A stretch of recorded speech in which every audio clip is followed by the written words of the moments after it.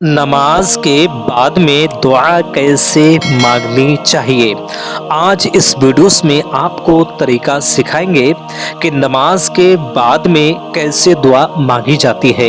یعنی کہ 5 وقت جو آپ نماز کو ادا کرتے ہیں، اس کے بعد میں جو دعا کی جاتی ہے اللہ رب العزت کی بارگاہ میں ہاتھوں کو اٹھا کر کے، وہ دعا کی صحیح ترکیب کیا ہے، وہ آج اس ویڈیوز میں ہم ڈسکس کریں گے اور آپ کو سکھائیں گے کہ کیسی دعا مانگنا چاہیے جو اللہ رب العزت کی بارگاہ میں قبولیت کا درجہ حاصل ہو سکے۔ تو اس ویڈیوز کے ساتھ میں آپ بنے رہیے، لاسٹ تک ویڈیوز کو ضرور دیکھیے۔ ایک بار اس ویڈیوز کو دیکھ لیں گے تو سمجھو آپ کو دعا کا سلیقہ طریقہ آ جائے گا کیسی مانگنی چاہیے۔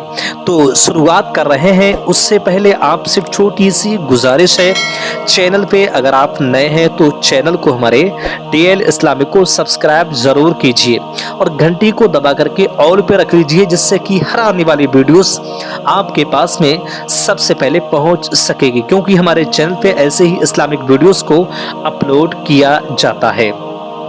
تو چلیے شروعات کر رہے ہیں۔ جب بھی آپ نماز کو ادا کریں تو سب سے پہلے تو نماز کو صحیح ترکیب سے ادا کیجئے، جیسے نماز کو پڑھا جاتا ہے، ادا کیا جاتا ہے، سنت سے لے کے فرض تک، یعنی جو فجر کی ٹائم پہ جتنی رکعتیں ہیں وہ رکعتوں کو ادا کیجئے۔ اس کے بعد میں آپ نماز سے فارغ ہونے کے بعد میں ہاتھوں کو اللہ رب العزت کی بارگاہ میں اٹھا کر کے دعا کچھ اس ترکیب سے کیجئے کہ سب سے پہلے ہاتھوں کو اٹھا لینا ہے، دونوں ہاتھوں کو ملا کر کے آپ کو رکھنا ہے، کھول کر کے آسمان کی طرف آپ کو اٹھا لینا ہے۔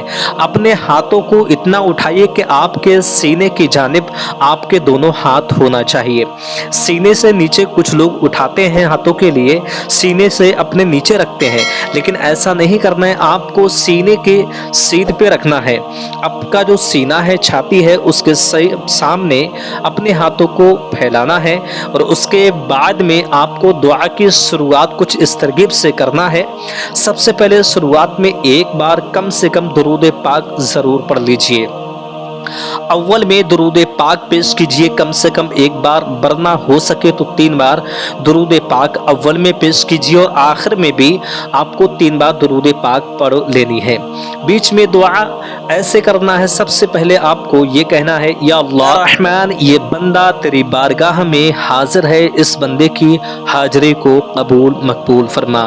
اپنی جانب اشارہ کر کے آپ کو اس ترکیب سے سب سے پہلے کہنا ہے۔ اس کے بعد میں اللہ رب العزت کا نام لے کر کے کہنا ہے، جیسے کہ یا اللہ، یا رحمان، یا رحیم، تو غفور ہے، تو شکور ہے، تو جبار ہے، تو قہار ہے، تو بصیر ہے، تو نذیر ہے، تو متکبر ہے، تو خالق ہے، تو باری ہے۔ میری اس دعا کو اپنی بارگاہ میں قبول مقبول فرما۔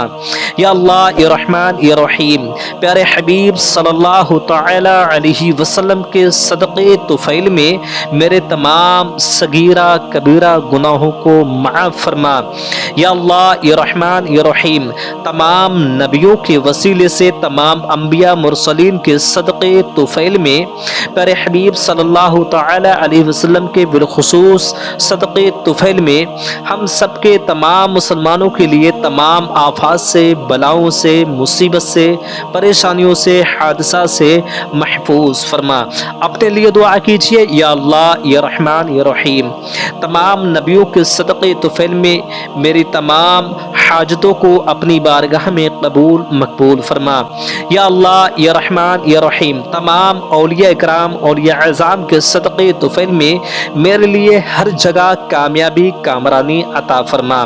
غوث پاک کا نام لے سکتے ہیں، اولیاء اکرام، اولیاء اعظام کے نام لے سکتے ہیں، جیسے کہ یا اللہ رحمان، پیران پیر دستگیر شیخ عبد القادر جیلانی غوث سمدانی رضی اللہ تعالی عنہ کا تجھے وسیلہ ہے، میری فلاں مراد کو قبول مقبول فرما۔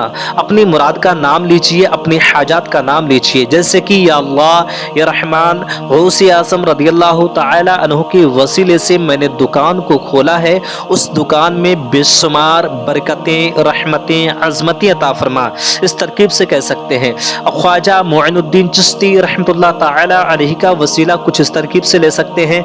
या अल्लाह या रहमान या रहीम, तू गफूर है, तू शकूर है, तू करीम है, तू रहीम है, मुझ पे रहम फरमा, तू मुझ पे करम फरमा।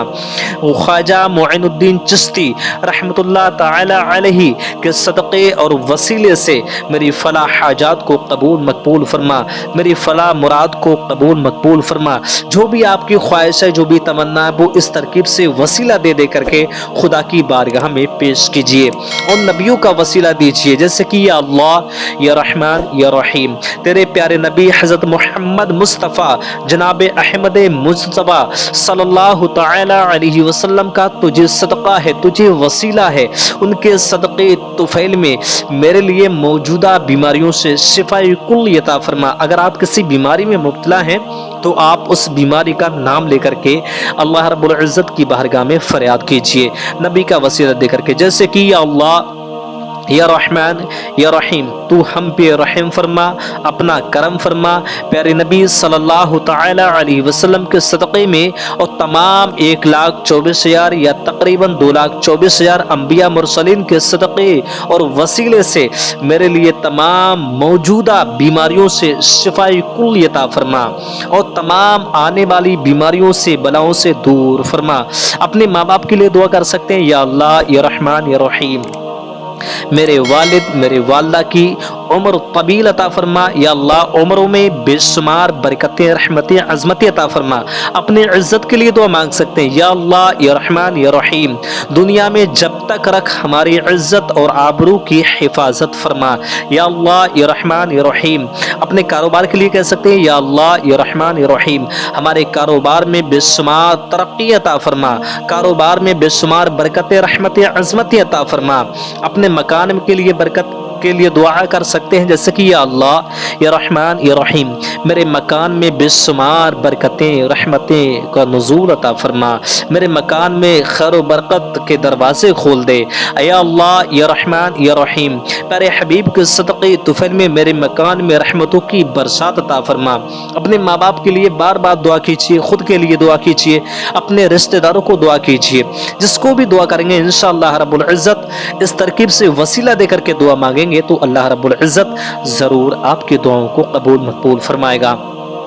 और आपको मैं और बताता हूँ कुछ खास करके दुआ अल्लाह रब्बुल इज़्ज़त की बारगाह में उसका वसीला दे करके, रसूल पाक सल्लल्लाहु तआला अलैहि वसल्लम का सदका दे करके, वसीला दे करके और ख़ास करके अल्लाह रब्बुल इज़्ज़त के नाम लेकर के आपको पुकारना है, जैसे कि या अल्लाह या रहमान या रहीम, तू करीम है, तू रहीम है, तू गफूर है, तू जब्बार है, तू क़ाहिर है, तू मुतकब्बिर है, तू खालिक है, तू वारी है, तू बशीर है, तू नज़ीर है।